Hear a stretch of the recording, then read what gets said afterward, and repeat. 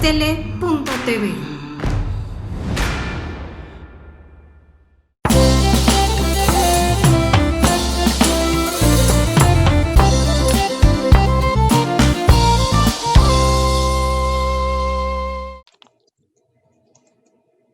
Hola, hola, muy buenas tardes, gente bien integra. Salud integral, cuerpo, mente y espíritu. Un programa más de aquí en Astele TV, en nuestra casa. Gracias a Male, a Kenneth, a Edgar y a todos los que hacen posible nuestra transmisión y la producción de este programa. Muy contento el día de hoy, porque bueno, tenemos un nuevo horario. Empezamos hoy en nuestras transmisiones formales a las 4 de la tarde, hoy día lunes. Así es que estamos muy contentos, lunes 25 de enero. Y yo particularmente muy emocionado, muy contento porque el día de hoy estoy con los manteles largos, muy emocionado porque tengo la fortuna de tener de invitado a un ser humano maravilloso, y así como es lo digo, porque es una persona que tiene una calidad y una calidez humana extraordinaria, tiene una calidad profesional impresionante.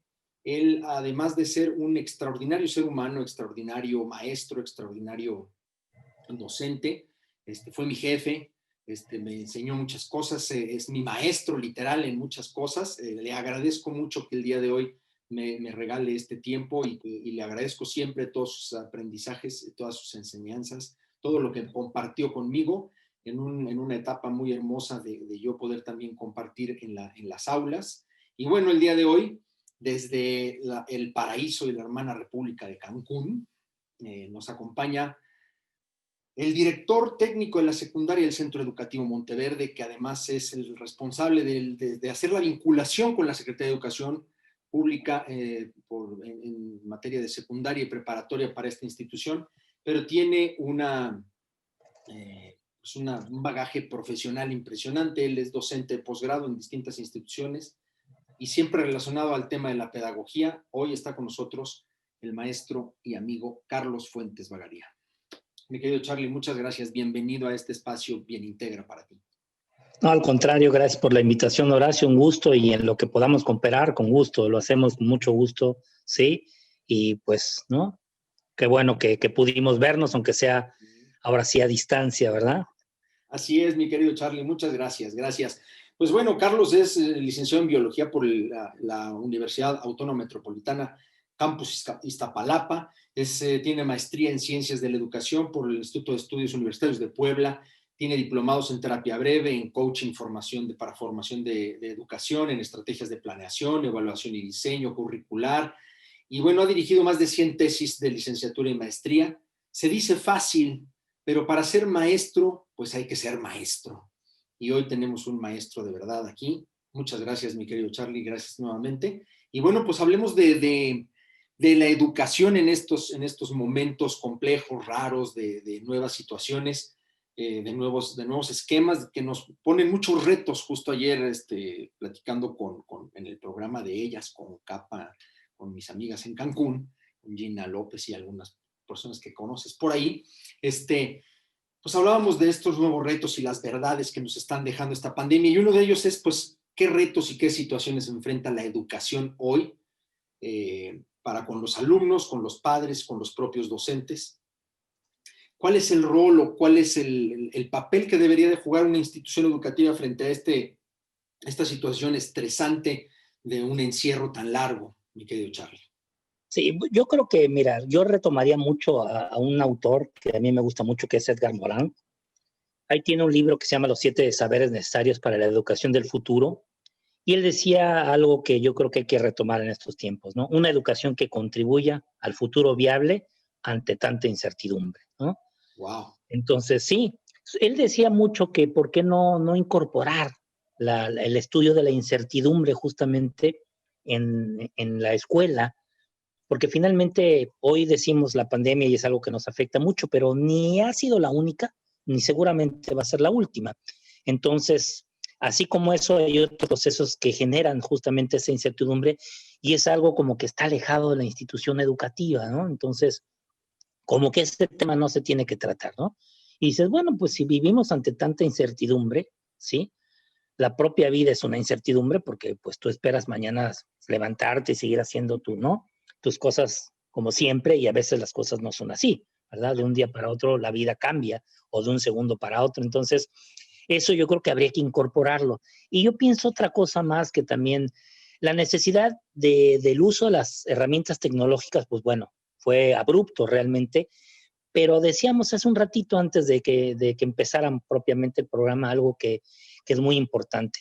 Cuando se hace un aprendizaje virtual improvisado, como aquí sucedió, la problemática es cómo crear un ambiente de aprendizaje para los jóvenes, porque la verdad es lo que ha sucedido, y hablo no solamente del caso de la escuela donde yo trabajo, sino en otras que conozco, porque bueno, al ir al Consejo Técnico Escolar, pues vamos 35 escuelas diferentes, públicas y privadas, ¿no? Ujú. Entonces te das cuenta de que finalmente la situación es, volvemos a repetir lo mismo que en el aula. Y la verdad es que los procesos son completamente diferentes. Es decir, con todo lo que tiene la tecnología para ofrecer, no se trata de que yo llegue y dé cátedra, por ejemplo, porque pues ya no es la forma, ¿no?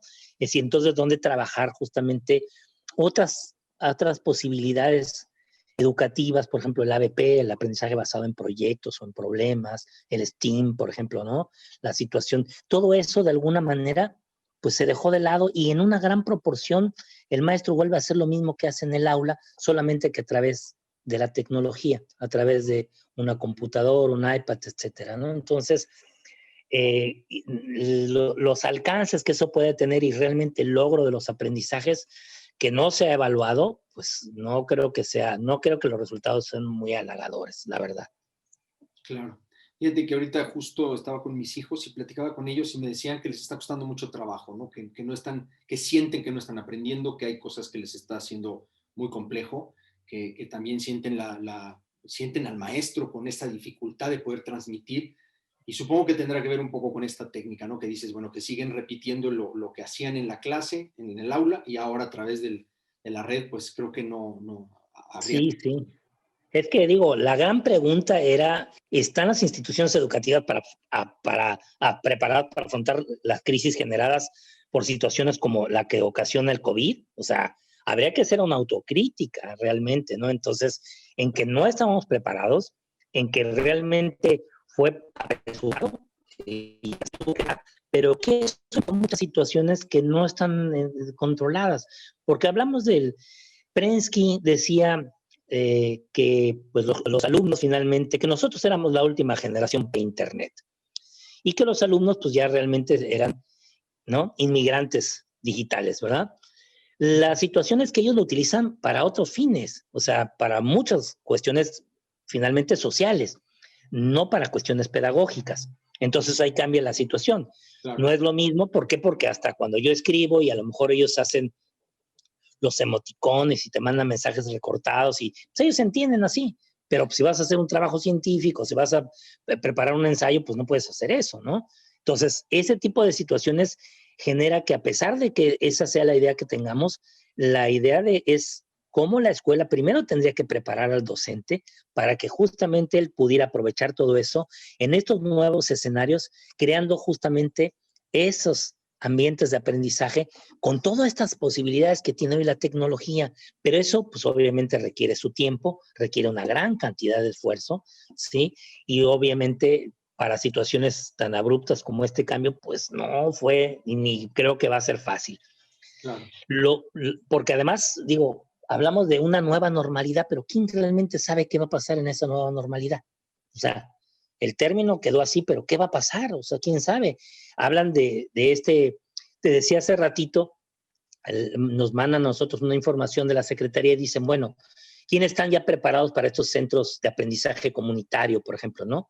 O centros comunitarios de aprendizaje, que son como darle clase a pequeños grupitos, ¿no? De la escuela. Primero era con que tuvieran cierto rezago, que empezaran a sentir que no están captando las cosas, pero después es una manera como que, ¿cómo se van a preparar para afrontar esto? Un modelo híbrido parece muy sencillo mencionarlo, pero imagínate al profesor que tenga que planear para clases virtuales y para clases presenciales, ¿no? Y además, pues como en cualquier clase y como en, pues hay gente que, hay, digamos que si hacemos la campana de Gauss, hay una mitad que pues ahí más o menos la va librando, pero hay gente que va a ir atrás y hay gente que va a ir adelante. O sea, si era difícil en aula, imagínate en un doble escenario, porque además hay otras probabilidades, el famoso intermitente, que ¿qué pasa ahorita? Hay una segunda variedad del COVID y hay una tercera, entonces esto puede suceder que incremente los casos, van de nuevo a casa, ya se redujeron, van de nuevo a la escuela, entonces ya no es ni siquiera híbrido, intermitente, ¿no? O sea, vas uno, y eso pues obviamente genera, además de la incertidumbre y el exceso de estrés al propio profesor, pues ¿cómo le vas a evitar? Oye, pues haz una planeación, pero tienes que tener una planeación para un ambiente, ¿no? Híbrido, o para un ambiente completamente presencial, para un intermitente. Tienes que tener las tres alternativas porque no sabemos en qué momento esto cambie. Nadie nos va a avisar. Esto no es como el huracán que ya va a llegar, o sea, te van avisando. No, de un día para otro fue la situación y eso generó esto. Entonces, los maestros obviamente también se sienten presionados, pero imagínate los padres.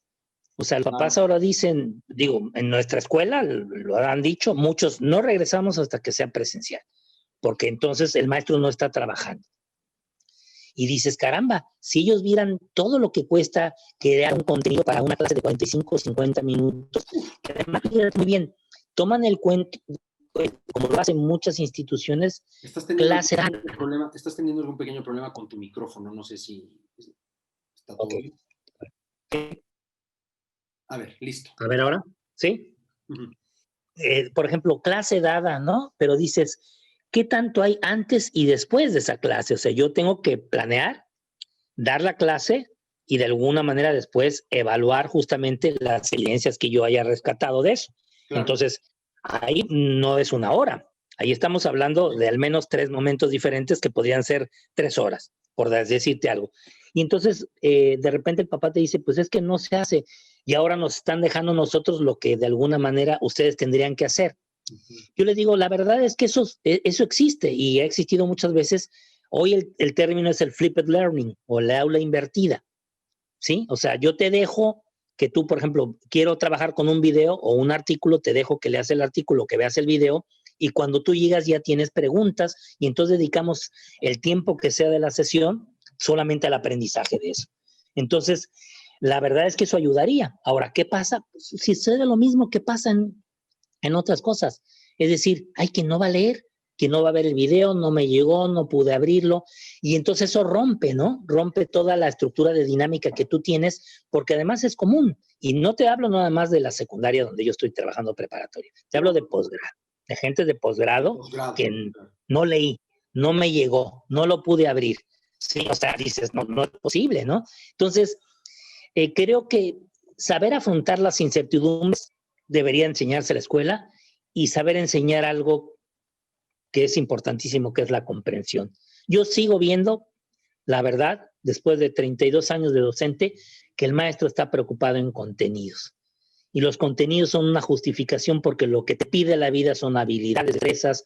Lo que Perrenoye decía, una competencia es cómo yo esas habilidades, destrezas, valores, soy capaz de movilizarlos para resolver un problema de lo que sea, laboral, familiar, personal. Eso es realmente moverlo. Entonces, lamentablemente, el trabajar con contenido se vuelve el que el alumno, yo lo veía en un ejercicio que hicimos con los maestros, no sabe ni siquiera, ya le llamas la intención de aprendizaje, o, ¿no? Lo que quieras decirle en el propósito, antes se llamaba el objetivo, es decir, los aprendizajes esperados, que es lo más de moda, ¿sí? A veces lo desconoce. Entonces de repente dices, pues híjole, está grave la situación porque se supone que cuando tú estructuras una currícula de una institución, lo primero que te debe preocupar es el perfil de egreso que quieres, o sea, ¿qué quieres lograr? ¿Sí? O sea, ¿qué tipo de alumno? ¿Sí? Y bajo esa perspectiva, cuando tú ya tienes claro, entonces te regresas y dices, para lograr eso tengo que estructurarlo de tal manera. Pero cuando tú le preguntas a un profesor cuál es el perfil de egreso, por ejemplo, de la secundaria, no tiene ni idea. Entonces dices, las evaluaciones tendrían que ir de acuerdo con el perfil de egreso porque se supone que las competencias mínimas que el alumno tiene que tener para poder afrontar el siguiente nivel educativo. Claro, no si me entregó 35 tareas. Eso es lo de menos, ¿me entiendes? Entonces, híjole, eso, y es muy difícil quitarle la idea al maestro de que si no termina los temarios no es tan importante como si logra los aprendizajes esperados. Le digo, ¿qué quieres? ¿Quieres comprobar, por ejemplo, la taxonomía que utilizan? La taxonomía de Bloom, que la verdad es bastante obsoleta ya, pero bueno, sirvió en su momento, pero bueno, ok. Se utiliza mucho porque es fácil de planear. Incluso todos los exámenes de los Exani, ¿no? En general tienen esa misma taxonomía de Bloom, porque es muy fácil y se supone que tú vas como escaloncito subiendo, ¿no? Entonces, si yo quiero, por ejemplo, abordar los últimos escalones de esa escalerita, que son el análisis, la síntesis y la evaluación, pues a lo mejor le dejo un ensayo al muchacho. Pero no me importa que me diga que el ensayo es una estructura que tiene introducción, desarrollo y conclusiones, y no, eso no me interesa tanto, sino que pueda construir uno de un tema que él quiera. ¿Sí me entiende? Ajá. Y esa parte le ha fallado al maestro. Entonces el maestro se preocupa más de que sepa que es un ensayo, de que se pueda hacerlo. Y entonces dices, pues como que hay una distorsión ahí, pero es desde la formación. Yo la verdad me preocupaba mucho porque cuando yo trabajé muchos años en las normales, decía chispas, ¿no? O sea, ¿qué queremos generar? ¿Pinkies o cerebros? Vas a ver, ¿no? O sea, un cuate que esté dócil al sistema, que acepte todo, o alguien que genere un pensamiento crítico, ¿no? Decía Freire sabiamente, nadie enseña a nadie, todos aprendemos de todos. Si esa fuera la postura del salón, de hecho hay algunos textos bastante fuertes, por ejemplo, ¿no? Uno que se llama El Maestro Ignorante, que es un libro maravilloso, ¿no? Entonces, que cambian un poco esa dinámica de trabajo, ¿no? Desde yo el que sé, a tú el que no sabes y te voy a llenar esa jarrita, a construimos. Y de alguna manera en esa construcción es un proceso dialéctico en donde cambia lo que construyes y cambias tú con lo que construyes. Claro. ¿Sí? Entonces, esa sería la situación. Se vuelve de ida y vuelta y entonces hay un aprendizaje mutuo. Exactamente. ¿No? O Pichon Rivière hablaba de una espiral dialéctica, ¿no? Entonces no hay un inicio ni un fin, porque el fin de un aprendizaje es el inicio de otro, y así sucesivamente. Ah.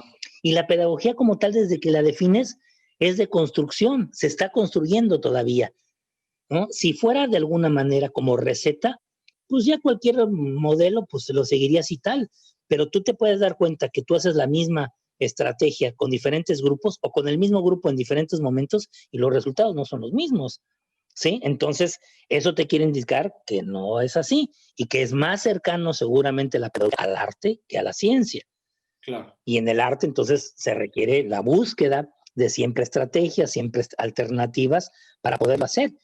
Yo digo, imagínate ahorita, yo veía la prueba Gaokao que hacen en China, por ejemplo, ¿no? Esa prueba que determina prácticamente el futuro de los jóvenes, ¿no? Que la hacen 10 millones al menos de estudiantes al año. Un nivel de estrés, bueno, es más, China creo que en esos días prohíbe hasta los vuelos, por ejemplo, que no pasen por los aviones, alteren el cinturón. Mucha gente, incluso en Corea, en los países Corea, etcétera, la inversión en el estudio es impresionante porque uno dice, bueno, en Corea, por ejemplo, la escuela es pública, pero el alumno va después de la escuela a otras instancias a reforzar eso porque sabe que de ese examen depende el futuro. Es decir, en el momento que él acredita, entonces los headhunters van a jalarlo y decir, o ya va a tener un trabajo seguro, y todo lo que invirtieron padres y a veces abuelos va a seguir. Cuando el resultado es negativo, entonces vendría, pues en Japón lo hacían, ¿no? ¿Te acuerdas? El harakiri, ¿no? Sí, algunos alumnos, ¿sí? De pronto truena un poquito tu micrófono, Charlie. Ok. Incluso los alumnos decían, no puedo llegar de alguna manera a la casa y decir, no cumplí, ¿no? Todo lo que invirtieron en mi formación, y chispas, perdónenme, pero reprobé, ¿no? Claro. Entonces, es un nivel de estrés justamente muy grande porque es una situación en la que, pues, el resultado es favorable o desfavorable y eso marca tu vida, ¿sí? Claro. Entonces, aquí lo que sucede, sí, aquí lo que sucede mucho es que finalmente también el joven hoy en día tiene una idea de que finalmente, pues hay mucha gente que ha hecho dinero y que ha tenido éxito, porque dinero implica éxito nada más, y no ha estudiado, ¿sí? Y de repente te dicen hasta nombres, pues, por ejemplo, Steve Jobs, que sí, le dije, pero es cuate, por ejemplo, igual que que Elon Musk, igual que, ¿no? Que muchos otros, son lectores, son gente que investiga y que está en continuo, ¿no? Que está preocupado por eso. Entonces, lo que debe dejarte la escuela es justamente digamos que esa búsqueda, ¿no? Esa visión inquisitiva del científico que no se queda nada más con lo primero que lo dicen, que rastrea, que busca, ¿no? Claro. Entonces, porque ahora que vemos, hay que analizar varias cosas. Por ejemplo, uno, la brecha digital, que eso de alguna manera, si no se rompe, la verdad, la posibilidad que podamos entrar nosotros a ser mucho más competitivos va a ser mínima, porque ya no es que queramos o no, esto ya nos superó, ¿no? ¿Cómo es esa brecha digital? Digamos que, ¿Cómo es sí, esa brecha digital? por ejemplo, ¿cuántos la brecha te dice cuántos alumnos realmente en México tienen acceso a Internet y tienen una plataforma que los soporte para que ellos tengan una búsqueda y puedan utilizar todas esas herramientas que son tan maravillosas, ¿no? Y entonces te das cuenta que, ¡pluc!, ¿sí? De bolón volaste a más de un 50% de la población, ¿no? Que no tiene acceso a Internet y que... Sí, sí, y te estoy diciendo que hay incluso lugares en donde esto de alguna manera en promedio, ¿no? Entonces dices, híjole, pues eso genera obviamente, si de por sí ya había un rezago, hoy es un rezago porque antes un analfabeta pues era el que no sabía leer ni escribir para fines así muy sencillos, pero hoy, y luego había los analfabetas funcionales, ¿no? Aquel que lo sabe leer y escribir, pero en su vida lo utiliza. Y bueno, pero hoy ¿qué hay? Hay analfabetas tecnológicos. Entonces, a veces juntas los dos analfabetismos, ¿no? No sé leer ni escribir y ni sé manejar tampoco la tecnología, y entonces casi no existo. Claro, ¿no? no existo. Y no ¿qué posibilidades hay? No, es que dice, cuando tú eres excluido de una instancia de educación, eres excluido de otras instancias también. Y en el pasado era más llamativo con el licenciado, ¿verdad? Podía haber 20 licenciados, pero había un licenciado, ¿sí? Sí, el ingeniero, ¿no? El arquitecto, ¿no? Sí. Y hoy, la verdad, está así. Entonces dices, híjole. Entonces también trabajar, yo creo que es algo que se nos ha olvidado, la resiliencia, porque el regreso, por más que como venga, de alguna manera tendría que hacernos pensar en que si no convertimos a los alumnos realmente en individuos resilientes, el sufrimiento es muy grande porque hay algunos, como en el caso de la escuela donde yo trabajo, que pues bueno, no están acostumbrados a eso, no salir, a no socializar, a no, y de repente no saben afrontar eso, ¿no? Y hay algunos que tienden a la depresión, incluso hasta la posibilidad de un suicidio, ¿no? Del intento de, porque no son capaces de asimilar que la vida cambia rápidamente, ¿no? Y que finalmente nada está seguro. Esto que dices es muy importante, yo lo Sí. he platicado en varios escenarios, en varios espacios, como terapeuta con mis chicos, con los papás de mis chicos, y hablo mucho de este tema que es, parece que nosotros estuviéramos fuera de estos escenarios tecnológicos hoy en día, pero nosotros hemos vivido mucho más cambios que ellos, y nosotros estamos mucho más preparados para este tema de la resiliencia, nuestra generación X maravillosa, jovenazos todos, Sí. Charlie, tú y yo y toda nuestra generación, Alice ahora que nos vea y todos, estamos mucho más habituados. Cambiamos del celular del clip al otro, antes el inalámbrico, antes el de ruedita, la televisión de blanco y negro pasó a color y los controles remotos eran con cablecito y ahora ya son inalámbricos y luego el Bluetooth y todo. Bueno, hemos vivido todo esto y nuestros chicos, yo lo veo con los chicos hoy en día, este encierro y esta poca posibilidad en donde todo ya es en el internet y con las redes sociales y con la tecnología, están muy estresados, están muy complicados. ¿Dónde queda esta comprensión que tenemos que tener en estos tiempos de crisis? ¿Qué tenemos que hacer?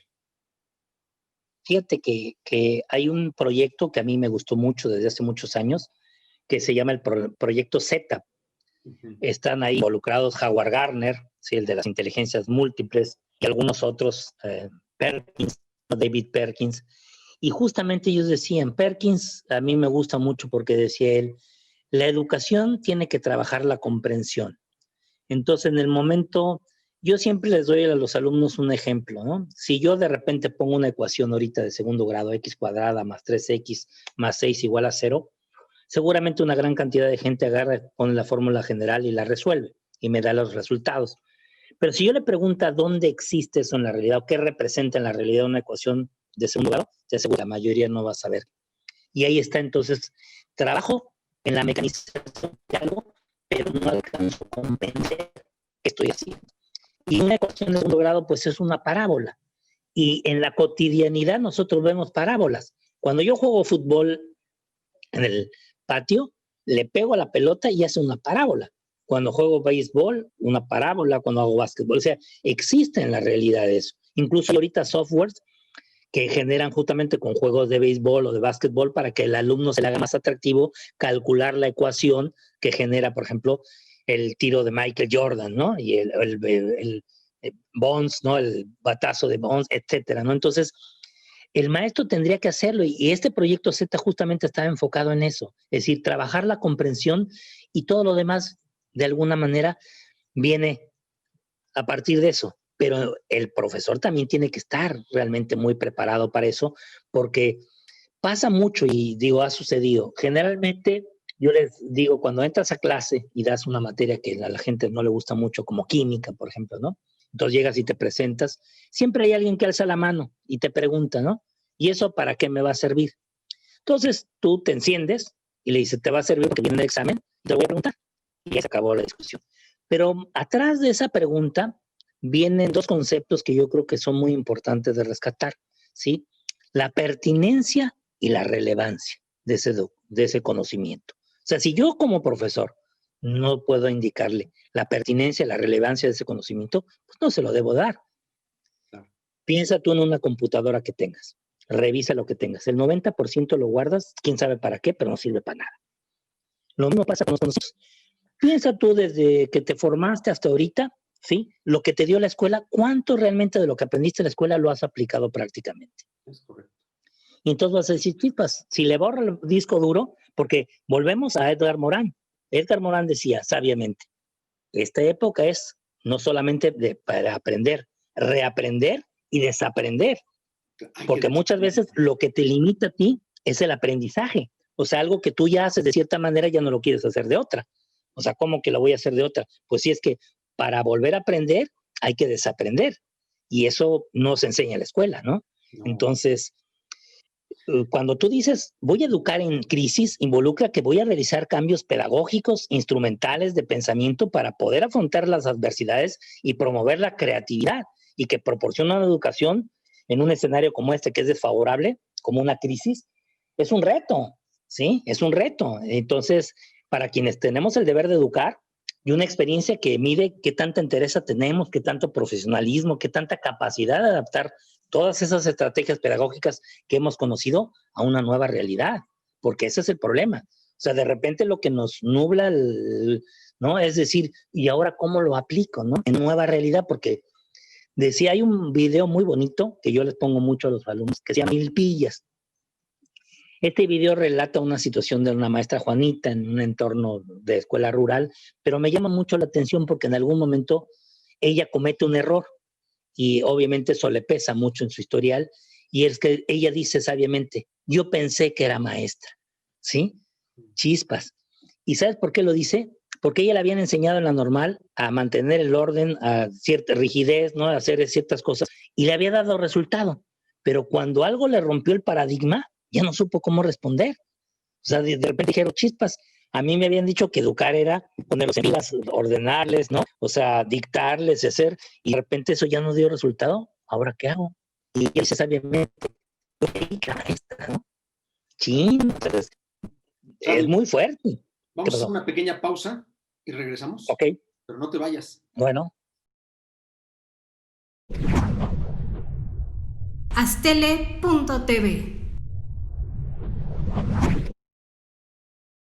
Ya estamos aquí de regreso con esta maravillosa charla con mi amigo, maestro, jefe, todo, un gran ser humano, Carlos Fuentes. Muchas gracias, Charlie, por aceptar la invitación nuevamente y por estarnos compartiendo todas estas maravillas de respecto a lo que se está viviendo. Y entonces, con todo esto que nos compartes, más o menos, ¿qué tendría que hacer el maestro? ¿Qué tiene que hacer el alumno? ¿Qué tienen que hacer los padres? ¿Qué tiene que hacer la escuela?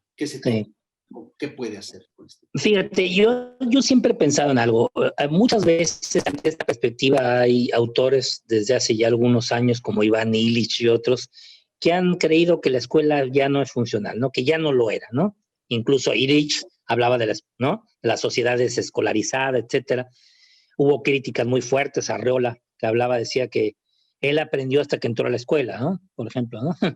Ahí es cuando se empezó la situación. Pero la verdad es que yo creo que el modelo de la escuela sí tiene que cambiar, ¿no? Eso necesariamente tiene que cambiar. Y yo retomo una idea que no es propia, ¿no? Yo la leí de una gran pedagoga mexicana que es Frida Díaz Barriga, y Frida decía algo muy importante: la enseñanza tiene que ser situada, y eso era fundamental. Es decir, tú tienes que buscar que lo que vas a enseñarle al alumno esté vinculado con la realidad que él vive. Si no, la verdad es poco probable que tú puedas lograr generar un interés. Porque si yo le hablo al alumno del átomo, chispas. ¿Y cómo se lo ejemplifico? Por ejemplo, digo, ¿no? O sea, es algo que no se ve. O cómo le ve. Entonces, si de repente le hablo de Porfirio Díaz, pues caramba, si yo lo vinculo y le digo, por ejemplo, ¿no? Le hago alguna analogía o algo, pues probablemente. Pero en general la expectativa que hoy se tiene es situarla, la enseñanza, que creo que sería uno de los logros más importantes. Y yo incluiría, además de situarla, pues metodologías que pudieran servir para eso, como es el ABP, por ejemplo, ¿no? El aprendizaje basado en un problema, el aprendizaje basado en proyectos, ¿sí? Ese tipo, el STEAM, por ejemplo, esto de Science, Technology, ¿no? Ingeniería, es decir, en donde de repente tú le pones un problema al alumno. Yo recuerdo uno que hicimos, yo hice en un consejo técnico que aprendí en un congreso, y les daba unos vasitos, por ejemplo, de estos de corcho blanco, estos palillos, etcétera. Y la idea era que ellos hicieran un empaque lo más pequeño posible, lo más barato posible, para que una Pringles, una solamente papa, tirándola desde 1 metro de distancia, de canto y ¿no? Vertical, no se rompiera. Y tenían varias cosas, ¿no? Entonces había y cada cosa tenía un costo, ¿no? Decía, bueno, si utilizaste 3 servilletas, gastó esto, ¿no?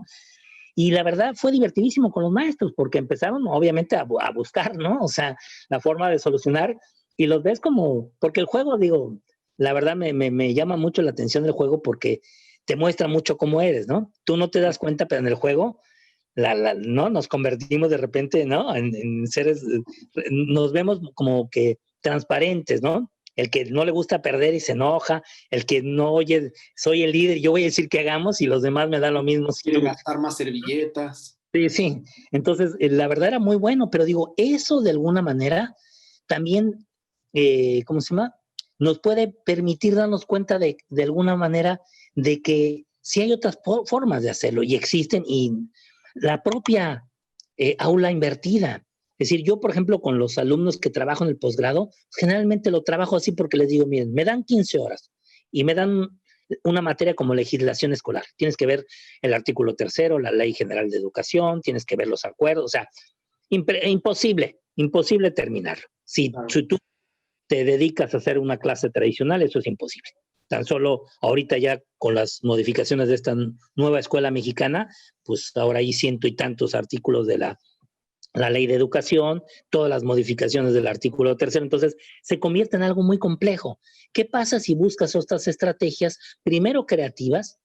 Yo, por ejemplo, a veces les he dejado que hagan, ¿no? Por ejemplo, alguna historieta, ¿no? Aplicando de alguna manera un cierto sector de artículos, porque son por temáticas, y entonces de alguna manera eso les permite hacer algo, pero también tienes que buscar de qué manera ellos puedan vincularlo a su realidad. En el momento que ellos lo vinculan, entonces se genera el interés, porque se dan cuenta que eso funciona. Yo lo viví hace algunos años con un alumno que tenía, que era muy problemático en el aula, ¿no? Entonces de antemano ya me habían avisado, y pues me tocó dar español. Yo no es mi fuerte el español, porque bueno, pero bueno, me gusta la lectura y todo, y dije, bueno, le entramos y lo hacemos, ¿no? Es bueno para todo, la verdad. El último grupo que yo tuve completo ahí en el Monteverde, de español, y este niño que se llamaba Santiago, me acuerdo, un día me dice, ya saliendo casi de clases, que él quería jugar americano en Estados Unidos. Le dije, bueno, y le dije, estábamos hablando de que estaba en secundaria. Le dije, mira, conozco una persona, pero obviamente él recibe a gente no en secundaria, recibe terminando de la preparatoria, es de una universidad de Texas, que es una universidad chica para las de Estados Unidos, como de 5,000 alumnos nomás. le dije, pero ¿por qué no le escribes una carta, no? Y le explicas tu situación y vamos a ver qué responde. Entonces, a raíz de eso que la hizo y que hubo la respuesta y que le dio la posibilidad de una plática y le explicó cómo eran qué se requería para poder ir a la escuela y qué posibilidad tenía, cómo se le iba a dar la oportunidad para probarse en el equipo, su dinámica, ¿sí? Cambió completamente. Cambió completamente porque nosotros estábamos haciendo como hacer cartas, como eran, y obviamente, pues bueno, cuando tú das como lineamientos así, pues el alumno dice chispas, ¿no? Hasta que no ve la forma práctica. Lo mismo los ensayos. El beneficio, ¿no? El beneficio de hacer lo que le estás encargando. Tú puedes hacerlo y ve cómo sí te puede servir en tu vida. Porque si tú porque me muestra la carta primero, le dije, oye, ¿sabes qué? No es tu cuate, es una autoridad de una institución. Así no te puedes dirigir a él. Sí, o sea, así no. Acuérdate que una carta sí tiene que tener una cierta formalidad. Le dije, porque pues es una autoridad. No es tu cuate, de tu amigo, ¿no? Es una persona que tiene un puesto jerárquico y que obviamente desde el mensaje que tú le envíes en la carta, pues él va a pensar si te responde o no. Entonces, ese tipo de cosas te pueden hacer. Y yo creo que uno desde el principio puede de alguna manera como que analizar de qué manera puedes hacerlo práctico. Y hoy, con todo lo que existe de alguna manera, tú puedes hacer maravillas con lo que hay, pero a veces el proceso del cambio es lo complejo, ¿no? Es decir, la decisión de desaprender lo que ya había aprendido para reaprender algo. Esa es, digamos que eso sería maravilloso. Y Edgar Morin lo decía, si no tenemos esa capacidad, pues obviamente vamos a estar superados y nos quedamos en una etapa y ya nunca vas a volver a acercarse a ella, ¿no? Porque, por ejemplo, si tú dices acercar la escuela a la vida, que es lo que hace la enseñanza situada, el trabajo por proyectos, incluso hasta internivel o intergeneración, enriquecería mucho. Hace algún tiempo, no mucho, no sé si recuerdas cuando se dio la reforma de Peña Nieto, hubo muchas críticas y mucha oposición de los docentes, pero yo rescataría dos cosas que a la gente se le ha olvidado. Uno, lo socioemocional, porque las emociones siempre han estado en la educación, pero nadie se preocupaba de ellas. Claro. Cuando trajo eso, se empezó a mover algo y nos dimos cuenta de cuán lejanos estábamos de eso, cuánto veías tú al alumno sin pensar que él también siente, ¿sí? Entonces tenía que hacer la tarea y te daba lo mismo cómo estaba, si llegaba y a lo mejor hasta lo regañabas sin haberle preguntado por qué llegaste tarde, por qué te sientes así, que Claro, eso no ¿qué está sucede. pasando? Eso fue fundamental porque de alguna manera, si nos vamos a los resultados, es más importante que una persona tenga de alguna manera, ya lo decía Goleman, ¿no? Esa, ¿no? Sí, una inteligencia justamente emocional, ¿sí? Que muchos conocimientos. Ahí está la película, ¿no? De este hombre, el matemático Nash, ¿no? Claro. Pues era un hombre brillantísimo, pero socialmente, pues no podía, o sea, que ahí se perdía todo porque en qué momento yo interactúo y puedo hacer. Entonces, eso lo rescataría. Y otra cosa que me gustó mucho, que es seguramente sacado de una de las reformas que tuvo Finlandia hace algunos años, fue justamente los famosos clubs.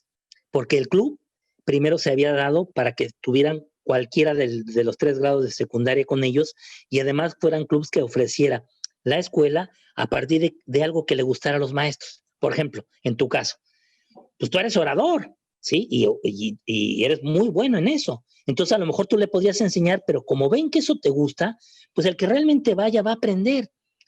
No va con la obligación de que me tienen que dar matemáticas porque tengo que llevarle, me da lo mismo si te gusta o no te gusta, y tienes que poder hacer eso. El club lograba eso. Lamentablemente, decíamos hace rato, generalmente se hace primero la caja y luego se mide al muerto. Entonces, ese es el problema porque las escuelas estaban preparadas para eso. O sea, de repente los chavos decían, queremos robótica, y había un maestro interesado. O sea, es muy caro la robótica, no hay nada para hacer. Claro, y terminaban haciendo algo preparando, por ejemplo, algunos alimentos, ensaladas, etcétera, o cosas que pues, al alumno le daba lo mismo realmente, ¿no? Que quiero aprender un instrumento musical a tocar. La escuela no lo tiene, no te lo puede proporcionar y tu familia tampoco te lo puede comprar. Entonces, la idea era muy buena porque le permitiría esa situación incluso de vincularse entre los grados, reduciría drásticamente seguramente toda la cuestión de bullying y todo eso, porque eso se ha demostrado. Finalmente, si tuviéramos una currícula que equilibrara no solamente lo que es el 90%, sino todo eso, lo cultural, lo deportivo, lo artístico, con lo cognitivo. Digo, hace algunos años, Olaf Fuentes Molinar, que fue subsecretario de Educación, dio una conferencia muy buena. Y yo recuerdo algo que me marcó mucho, porque él dijo, generalmente en secundarias, decía él, cuando tú vas a querer contratar a un profesor, pues lees el currículum, ¿no? Y aquel que tiene más, pues es el que quiere, ¿no? Pues este cuate tiene, sí. Pero dice, pero nadie le pregunta, oiga, ¿le gusta trabajar con adolescentes? Esa es la base de la secundaria. O sea, no te gustan los adolescentes, vas a sufrir y van a sufrir ellos. Entonces, la posibilidad, sí, la posibilidad del logro, porque la verdad es que no necesitamos doctores, si me entiendes, en la secundaria. Necesitamos gente que sepa sí su asignatura, pero que tenga el gusto por vincularse con los jóvenes. Empatía con ellos. Ajá, que les haga atractivo las situaciones, que tenga esa creatividad de decir, pues hoy vamos a hacer esto. Incluso hay un libro que a mí me gusta mucho, que es gratuito en internet, que se llama 23 Maestros de Corazón, que lo escribió un maestro español que ya dejó, obviamente, el sistema porque pues no le permitía hacer muchas cosas, pero cuando hace ese escrito y luego hace una película que se llama Maestros, o le ayudan a hacer la película, que más o menos, justamente es maravilloso porque él daba matemáticas y física, fíjate, o sea, no materias no muy del agrado de una gran mayoría, pero ¿sabes qué? Nunca inició la materia poniendo ecuaciones ni todo, sino se empezó a generar el interés. Y entonces les dejó, por ejemplo, películas que salían en la dinámica de eso, como la de Contacto de Carl Sagan, por ejemplo. O les dijo Pi. Alguien podría escribirme, por ejemplo, ¿no? Las 100 cifras después del punto de 3.14, 15, 16, etcétera, ¿no? Y entonces ellos empezaron, oiga, pero pues ¿qué tipo de número es? Ah, pues es un número irracional.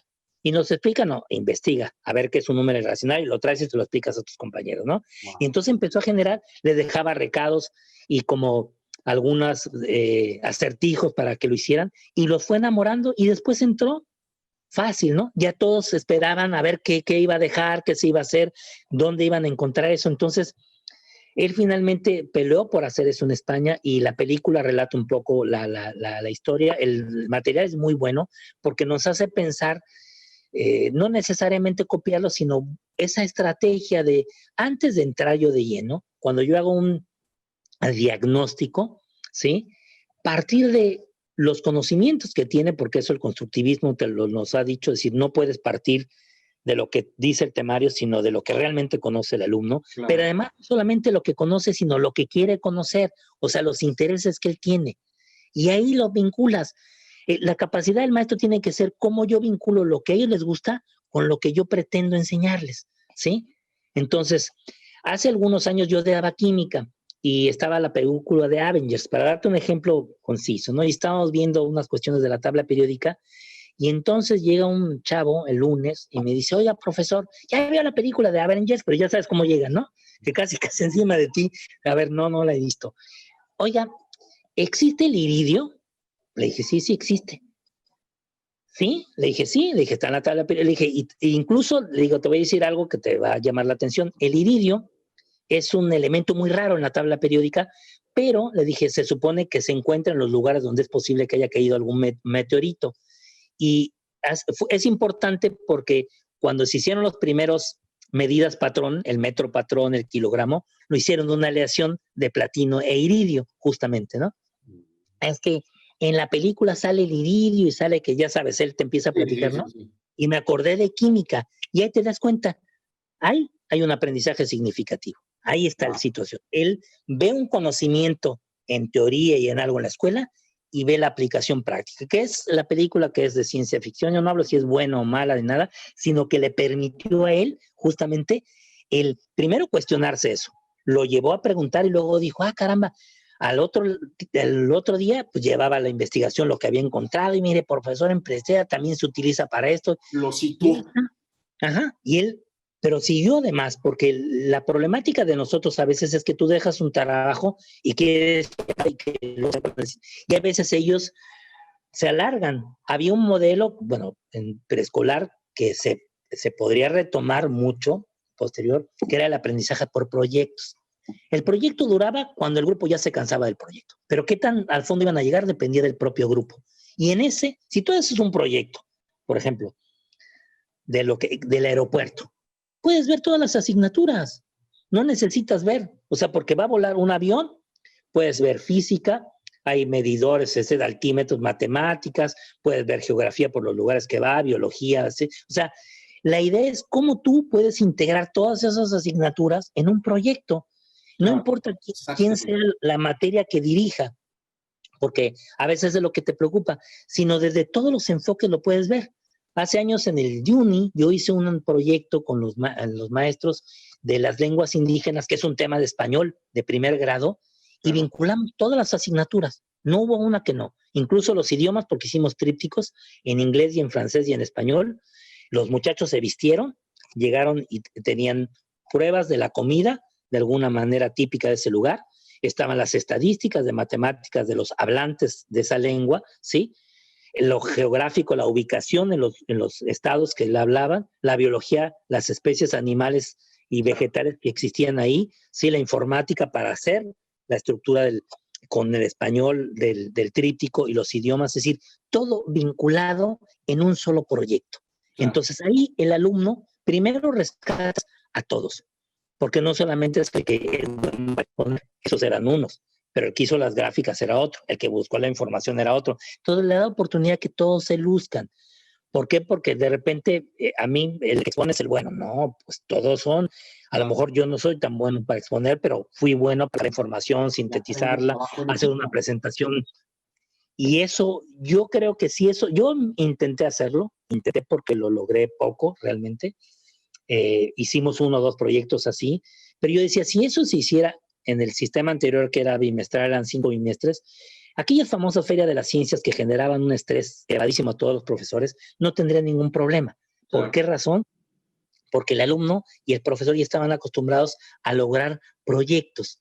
Y de alguna manera eso, la Escuela Montserrat, que es una de las que a mí más me gusta, que está en Barcelona, pues ha incluido las inteligencias múltiples, ha incluido todos los proyectos y trabajan de una manera que tú ves a los chavos, el profesor se puede salir y los muchachos siguen trabajando en su proyecto. No hay una desbandada y un desorden y rompieron, destruyeron. No. Claro. ¿Por qué razón?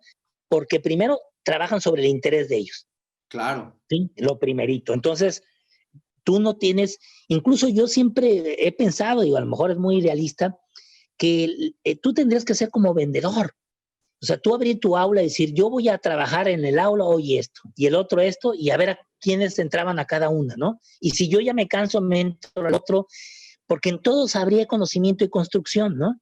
Incluso desde el diseño de la escuela tendría que ser diferente, pero es a lo que vamos, porque cada uno de nosotros es único y tiene intereses únicos. Entonces, mucho de lo que me dan a mí, cumplo y entrego porque tengo que cumplir otro objetivo, pero no me interesa. Y entonces ahí se pierde el interés. Oye, Charlie, y rápidamente, no demasiado rápido, pero sí más o menos, los padres de familia, porque están en esta historia, ¿qué funciones tienen que hacer? ¿Qué pasa con ellos? Yo creo primero, ¿sabes qué? Pensar que este cambio ha sido para todos. El maestro está también aprendiendo, que sus hijos pues están aprendiendo, que aunque utilizan mucho las redes sociales, no es lo mismo utilizar las redes sociales para aprendizaje y hacer cuestiones pedagógicas, que ellos sabemos que no son maestros la mayoría, que también les está costando, pero si ellos a veces se sientan, se acercan, explicarles un poquito que este tipo de procesos pues pueden suceder como este y pueden seguir sucediendo, que lo más importante de esto es no perder nunca la esperanza de que las cosas en algún momento van a volver a estar, si no exactamente igual que antes, ¿no? Pero sí van a volver a ver a sus amigos, sí van a volver a tener una situación. Y entonces, que de alguna manera, si todos están en este proceso de aprendizaje, hay que bajarle el estrés, ¿no? O sea, hay veces la desesperación y empezamos con descalificaciones, que si el maestro no trabaja, etcétera. Todos estamos aprendiendo.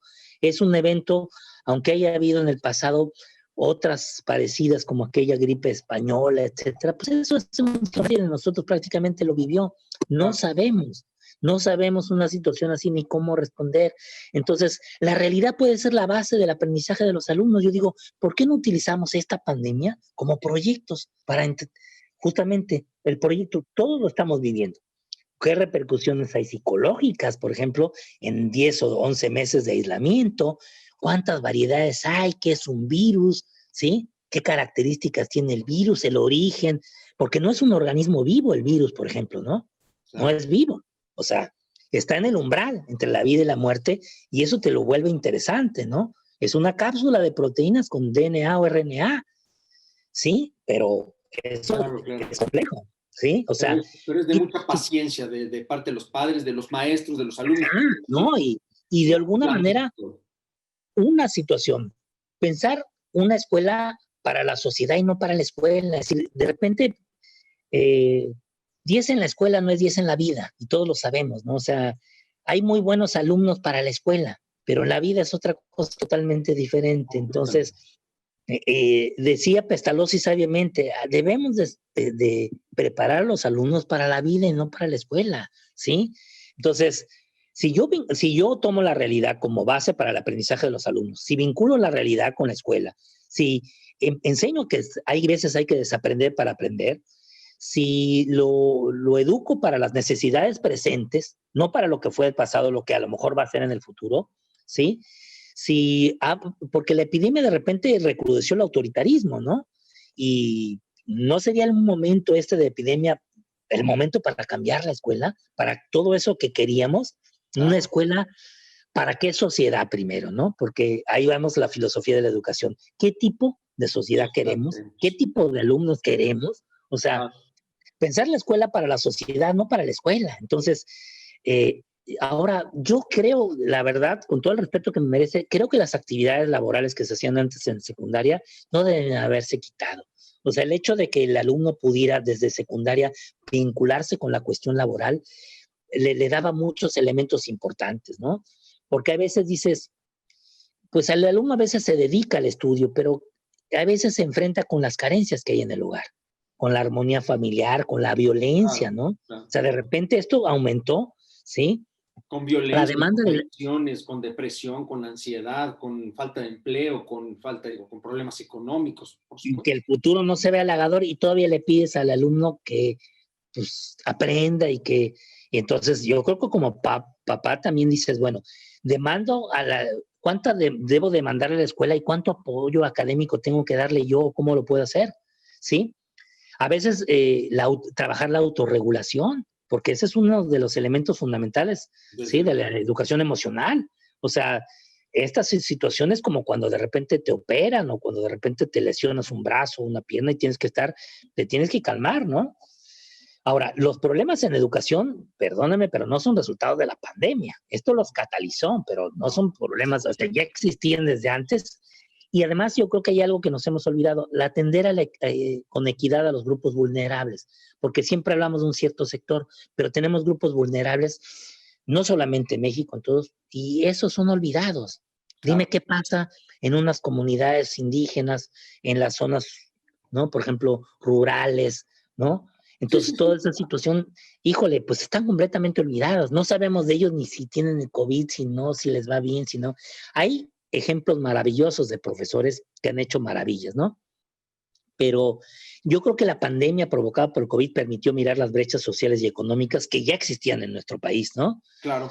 Que falta mucha inversión en sectores públicos, en educación, en salud, que cambia el mundo y cambia la educación, o tiene que hacerlo, ¿no? Que hay una crisis en la estructura familiar, profesional y laboral, que la pandemia ha distraído otras problemáticas como violencia de género, migración, Así es. sustentabilidad, violencia asociada al narcotráfico, que tenemos que cambiar las formas tanto de enseñar como de aprender, que el objetivo empezaría, yo creo, a tender a formar ciudadanos éticos, solidarios, colaborativos. Pues yo me pregunto, todo lo que sucede en México hoy, pues eso lo único que me hace pensar es que fallamos en la escuela y fallamos en la familia, porque a la escuela la gente asiste poco o mucho, pero prácticamente todos pasamos por ahí y todos tenemos una familia, Mi ¿sí? querido Charlie. Entonces, Es un tema, hijo, te voy a sí, volver a invitar y vamos a hacer una parte 2 de todo este tema y todo este escenario, porque es un tema social, sí, eh, sí, de salud, familiar, laboral, absolutamente complejo, pero hoy nos has dado muchas tips, muchas cosas en qué pensar. Este programa seguro lo van a ver maestros, lo van a ver alumnos, lo van a ver padres. y agradezco, mi querido Charlie, todo tu conocimiento, tu calidad, tu calidez como siempre. Gracias por tu disposición. Y ¿dónde pueden encontrarte? ¿Dónde pueden saber quién eres, qué haces? Aunque estés en Pues yo, Cancún. yo estoy ahí tengo mi Facebook con mi nombre, Carlos Fuentes. Estoy en Twitter, Charlie Fuentes 3, estoy en Instagram, o sea, tengo todo prácticamente, LinkedIn, que a mí me gusta mucho porque pues es más profesional que lo social, ¿no? Entonces, Claro, es muy... la mayoría lo tienen con mi nombre o con el correo que es Charlie Fuentes, ¿no? Entonces, @yahoo.com.mx, ¿no? Entonces, con Aquí vamos a gusto estar yo, compartiendo tus redes y todos tus sí, sí, datos. sí, y con gusto, la verdad, porque te digo por ahí que yo ya había preparado una plática que se la di a los padres de CONALEP con gusto, ¿no? Es un buen material porque está apoyado en mucha bibliografía actual. O sea, lo que yo te estoy diciendo y lo que he compartido no es algo que yo me invente ni que yo haya creado, sino que hay mucha gente trabajando como para poder de alguna manera tratar de hacernos ver que todo esto tiene que movernos a cambiar realmente en todos los aspectos de nuestra vida, desaprender muchas cosas para poder reaprender. Yo Bueno, creo yo que estoy seguro que tú sí creas mucho de todo esto, mi querido Charlie, porque tu corazón y tu pasión, como pocos, de verdad. Te lo agradezco mucho, Charlie. Eres un grandísimo profesional y eso es indiscutible, se reconoce. Te preparas, pero pones mucho de lo que tú eres. Te agradezco mucho, Charlie. Gracias por tu al participación. contrario, Horacio, muchísimas gracias por la invitación y un gusto haber estado aquí. Saludos a toda la gente de Cancún. Estaremos pronto saludando a los amigos por allá, empezando por ti, continuando Ok, por Alice. Y estamos ojalá en habla. ahí. Nos mandamos un fuerte abrazo y gracias a todos. Gracias, Bien Integra, Salud Integral, Cuerpo, Mente, Espíritu. Gracias a LTD por hacer posible este programa.